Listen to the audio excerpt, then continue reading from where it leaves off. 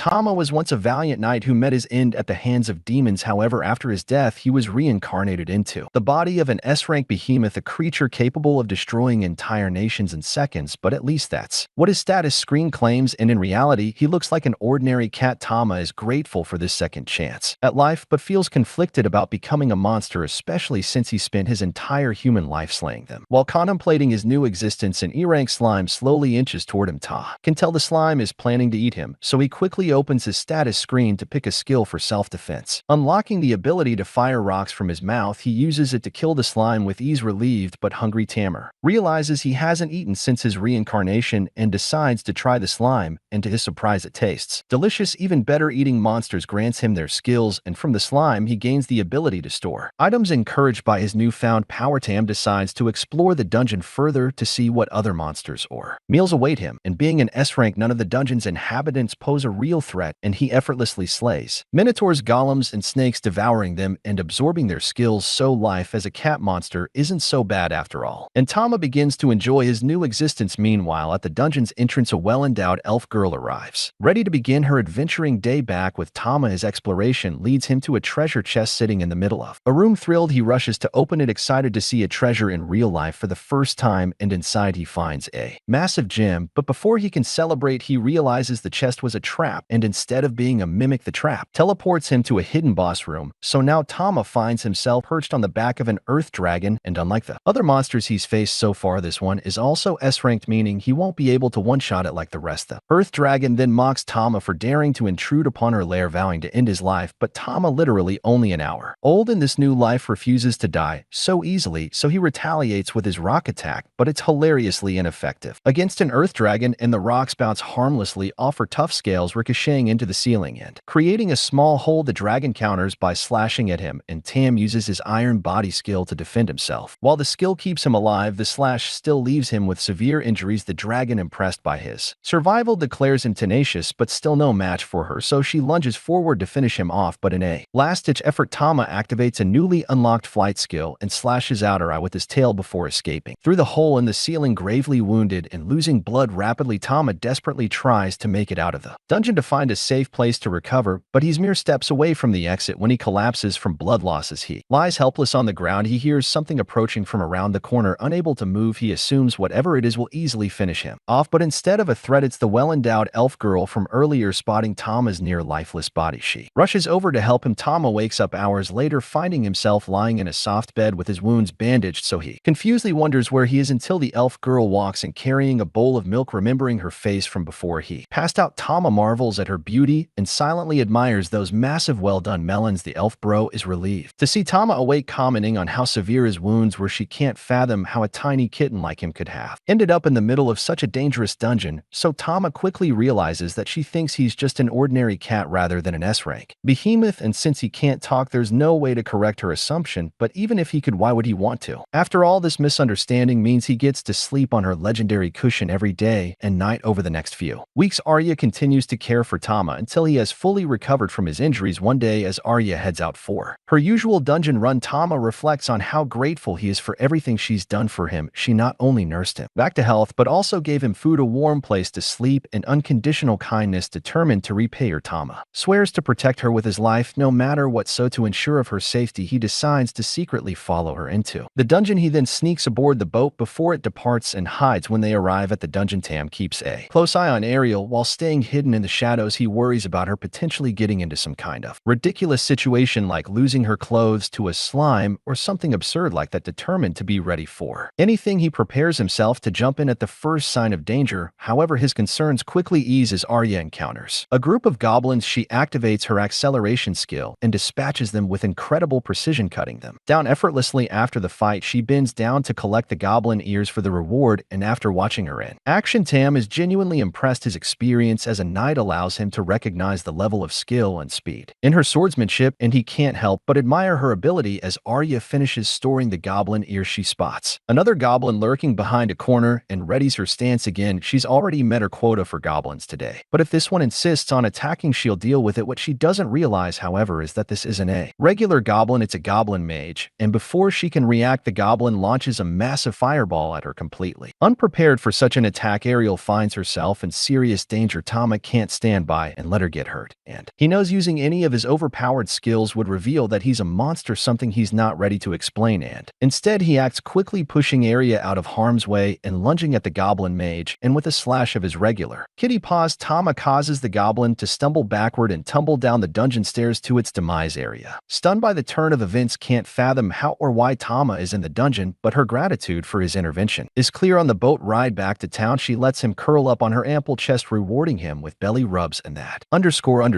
makes him hooked on it. After returning to town, Arya heads straight to the Adventurers Guild to submit the goblin ears she collected. On her way to the reception desk, she's stopped by Lord Casman, a man she's met before and has been actively trying to avoid. Casmine, as usual, tries to convince Arya to join his party, but she politely declines, already well aware of his reputation as a scumbag. But Cassine refuses to take no for an answer, as if to prove this sleaziness. He reaches out, aiming for a double dirty cheap grab, but before Casman can make contact, Tama leaps into action, biting his hand and latching on tightly. Casman screams in pain, flailing wildly, but Tama doesn't let go. When Casman finally shakes Tama off, the cat lands on his face, clawing him up before jumping back to Arya's chest. Casman, now enraged and humiliated, reaches for his sword, intent on attacking Tama, but before he can swing, the guild master Arnold Schwarzenegger, known as Anna, grabs Casman's sword mid-draw and warns him that the guild has strict rules against drawing weapons for petty reasons like fighting a cat, so she warns him that there will be serious consequences if he proceeds, realizing he's no match for Arnold's authority. Cassine reluctantly backs down and storms out of the guild. Arya then thanks Arnold for stepping in, but he says it's nothing and praises Tama for defending her so fiercely. Arya then heads to the reception desk where Arnold documents the goblin ears, officially completing her quest. Afterwards, Arya sits at a table to relax and spend time with Tama, and things seem wholesome as she tickles his stomach, but the mood and the looks in her eyes take a turn when her fingers drift a little too low, grazing his more private areas, and the pervert elf looks way too damn excited about that. Later, Arya gets ready to take a bath and insists on bringing Tama along, still clinging to his honor as a former knight. Tama refuses to enter a women's bath, but Arya has other plans, and despite his protests, Tama ends up in the bath with her. While they soak, Arya begins to talk about her dreams. She tells Tama about how her village was nearly destroyed by demons years ago, that the legendary sword Sing Alicia appeared and saved everyone, and since then Arya has dedicated herself to becoming as strong and heroic as Alicia. The next day, Arya heads to the guild with Tama, and as they walk through town, Tama notices how well liked Arya is by everyone. The townsfolk greet her warmly, showing how much they admire her. When they arrive at the guild, Arya cheerfully greets Arnold at the reception desk. However, Arnold's face turns serious as he warns her that today isn't a good day to be here and advises her to leave quickly. Unfortunately, before Ariel can take his advice, Casman struts into the guild with an air of smugness. He loudly announces that after being injured by her cat, he reported the incident to the Baron, and as a result, he was issued a special order declaring that Arya's pet cat must be put down. Arya is horrified. Even though she hasn't had Tama for long, he's already incredibly precious to her, and she can't bear the thought of losing him. So she falls to her knees, pleading with Cassine to show mercy. Casman, reveling in her desperation, proposes a duel. If Arya wins, CMA's life will be spared, but if Cassine wins, Arya must agree to marry him. The terms are grossly unfair. Not only is Casman a higher rank than Arya, but the stakes are heavily skewed in his favor. Yet with no other options to save Tama, Arya reluctantly agrees. The duel begins, and he immediately kicks Arya in the side, sending her sprawling. As she recovers, he sarcastically compliments her speed, taunting that it won't be enough to defeat him. Arya then switches tactics from a flurry of daggers at Tasman, but his knife-proof cape renders the attack useless, and he easily deflects them. Casman then closes the distance and presses forward, relentlessly striking with his sword. Arya struggles to defend herself, but is eventually disarmed, leaving her vulnerable and at his mercy. With her weapon gone, all hope seems lost for Arya. Tama watches the scene unfold, his mind racing. If he does nothing, Arya will be forced to marry Cassine, but if he steps in and uses his skills, everyone will realize he's a monster. Casman then raises his sword, ready to deliver the final blow and force Arya to surrender. But just as he swings, Tama makes his decision to protect her and leaps in front of the blade, activating his iron body skill to block it. The force of the skill shatters the sword, leaving Tasman stunned. Tama then unleashes a powerful Hell skill, sending Cassine flying into a cluster of nearby trees, and by pure coincidence, the broken sword flies in the same direction, aiming straight for Cass's balls, and this result ensures Cassine's day goes from bad to absolutely miserable. The crowd erupts into murmurs, stunned by what they just witnessed. Everyone knows they saw the cat use skill, something no ordinary pet could do. Ta had anticipated this moment, knowing his actions would reveal his secret, so he's certain it's only a matter of time before the crowd realizes he's a monster, and when they do, they'll likely come for him, but despite this TMA feels no regret because his only concern was protecting Arya, and in that he succeeded. Arya and Arnold then approach Tama cautiously, both clearly amazed. They begin discussing what Tama could be, but instead of concluding he's a monster, they convince themselves he must be an elemental catararan. Magical creature Tame is stunned by their misunderstanding, can hardly believe his luck. Arnold then declares Ariel the winner of the duel, and with the matters settled, everything returns to normal, or as normal as life can be. For an overpowered cat with the most legendary and comfortable cushion in the world, the next morning Arya tries to